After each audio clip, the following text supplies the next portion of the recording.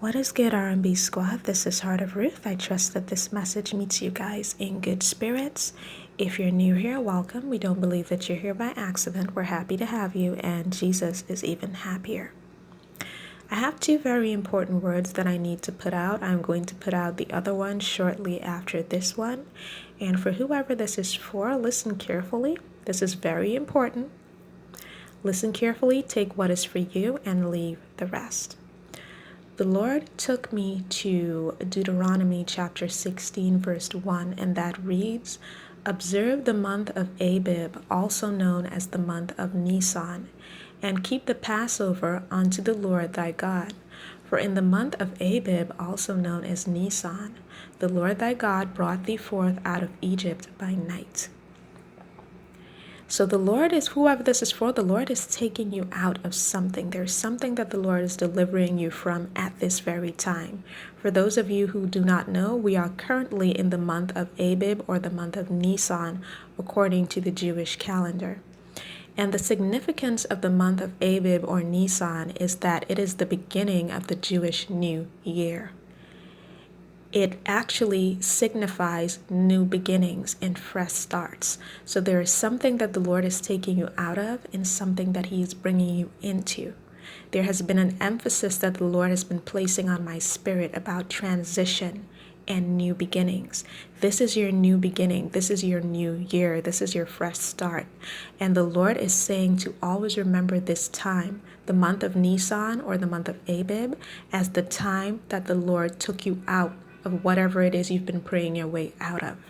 So you need to glorify God, and you need to remember this time. And if you don't celebrate the Passover, you should start celebrating it, because the Lord is taking you out of something at this very time, okay? The next thing the Lord took me to is Psalm chapter 34.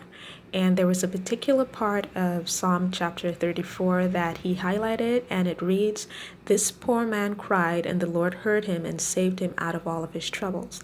So I want you guys to read the entire psalm, okay? Not just that part. The entire psalm speaks about deliverance, about thanking God for deliverance. So that ties right into Deuteronomy chapter 16, verse 1, which also speaks about thanking God for deliverance, okay?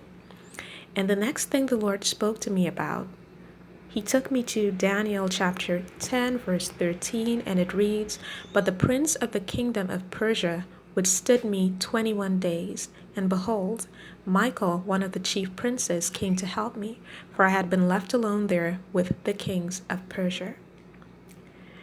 For someone, you said a prayer some time ago. You've been asking God for something. You've already asked God for clarity as to whether or not this thing is His will. The Lord has already sent His answer. The delay that you are experiencing is direct interference from the devil himself. Satan has literally sent demons to delay this thing, and this is how you will know that this is the will of God. You've been asking the Lord if it's His will. This is your sign that it is His will. You see, when Satan himself steps in to fight something, he didn't send any witches this time, no warlocks. He stepped in to fight it himself and to delay it himself. That's when you know it's serious. That's when you know it's God's will. He sent the witches and He sent the warlocks, and they had to go back to Him and say, "You know what? This isn't working. We can't do this." So He said, "Okay, I guess I have to come myself. I can't send the amateurs. I have to come myself." So He came up in that situation Himself, and He is the one who is causing the delay. But again, the Lord took me right back to deliverance. The delay is no more. You're about to receive your answer. For some of you, that answer is going to come in the form of a person.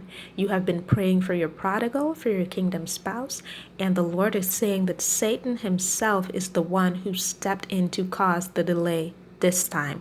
It is not the witches anymore. It is not the warlocks anymore. The witches and warlocks have been bound.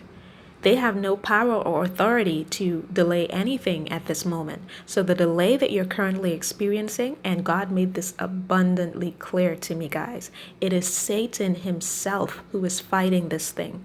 So if you were questioning whether or not this union is the will of God, take this as your confirmation. Satan himself wouldn't come to fight a union that isn't of God. All right? So he is the one who's currently causing the delay, but the Lord is saying that the delay is over.